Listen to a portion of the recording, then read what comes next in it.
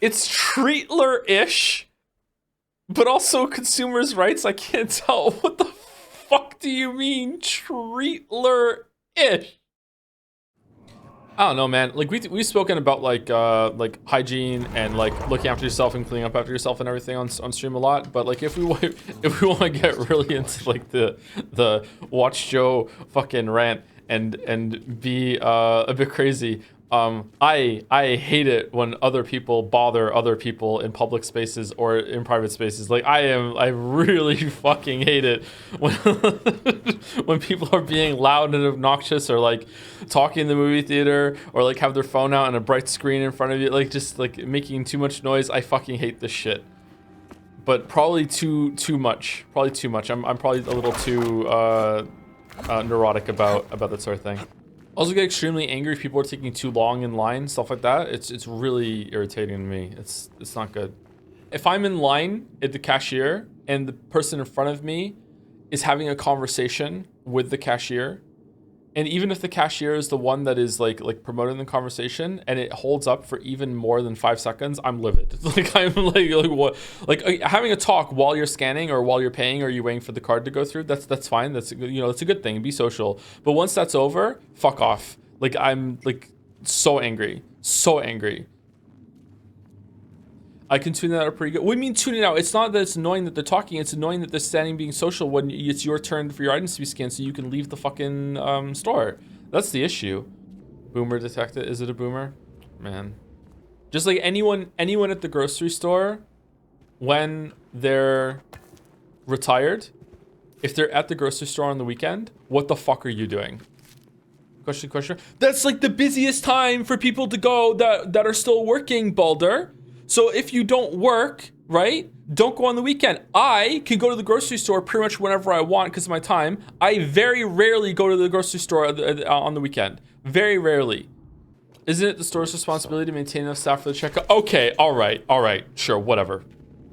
I don't think I have ever gone to the grocery store in my life and every single register was open. Never in my life. Never in my life. Sorry, Grandma. No food till Monday. Tom said so. Yeah, plan accordingly.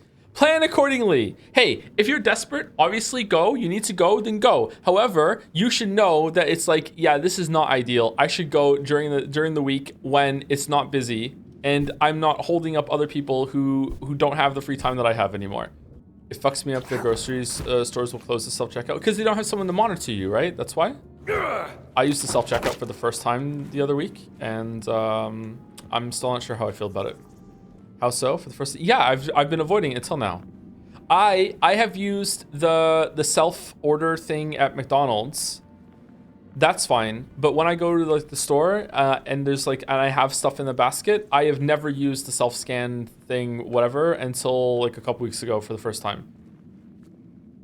And the only reason I did it was because they were having a problem with the system or whatever, and the other checkouts, they weren't working. But that's what they said. Who knows if it's true? Wait, why? Why not? Because I don't like it. I want someone to scan my shit. Needy are you? I don't want there to be any problems with like, what if I forget to scan something? What if there's something wrong with the machine? What if I have to go late? Now it's becoming like an ordeal. I'd rather just have the traditional way. I go, I put it on the belt and someone scans it and there's no fucking issues, man. Okay, all right. Here's the real reason. That is a real reason, but here's the bigger reason, okay? I don't like knowing that the fucking store has stripped away functionality that I enjoy in order to cut costs, that they can hire less people so I can scan my own shit like a stooge while they get savings and they don't pass it on to me. Fuck that. If I go in there, I want someone to be doing a job and scanning my shit. I don't go to the grocery store to work and do someone else's job while I'm putting everything in the fucking shopping cart and move it around. You know what? Fuck that. No. Who's with me? Who's with appeal to Twitch chat side? Okay, who's with me? I think this is bullshit. Boomer? That's not boomer. Basically, if you use self-checkout, you're a sub, and if you use a cashier, you are a Exactly. That's exactly it. Perfect. Thank you very much, Walrus. Thank you. Perfect. Oh god, has Indiana Jones turned into let's talk about life game? Because we haven't had one of those in a while. Oh no. True, Joe, but why'd you have to say in the most pretentious way possible? Because that's just who I am, okay? I'm trying to be entertaining in a self fucking like degrading way.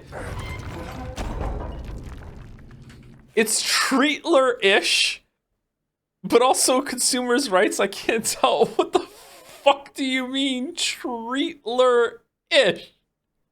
Am I out of touch? I am too, if you are. What the fuck is a Treatler? I don't know. It just sounds fucking hilarious to me. Adolf Treatler. Wow. While we're streaming an Indiana Jones game, bro, read the room. What the fuck are you doing? What the fuck are you doing? Siri, Adolf Treatler. Adolf Treat Leather? What's up with memes about Adolf Treatler, Treatlerite accusations against over-reliant DoorDash and Instacart users explained? What?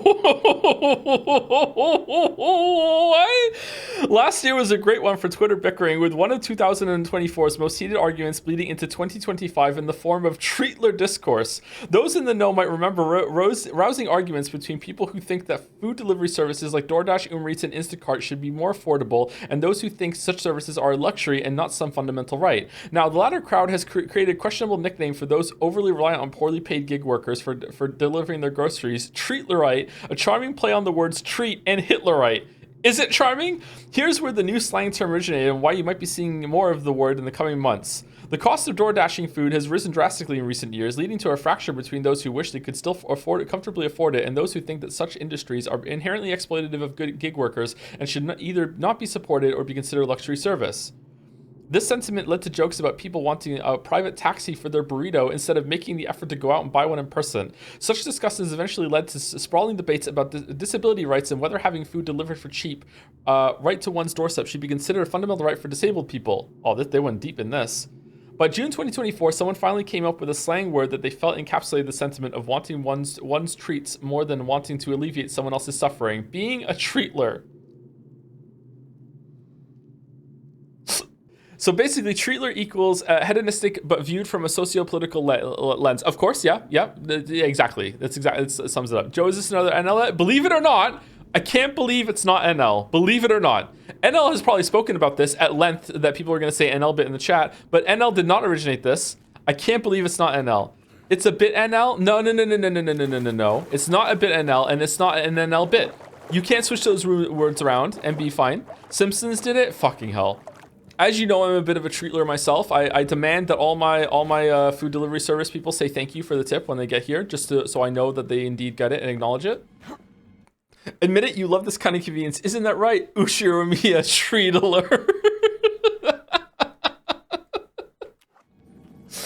What do you think of stores that have people check your receipts when you leave? I just refuse, and then if they push me, I say, am I being detained? And then they admire my dominance and my aura, and they just let me go and thank me for my time.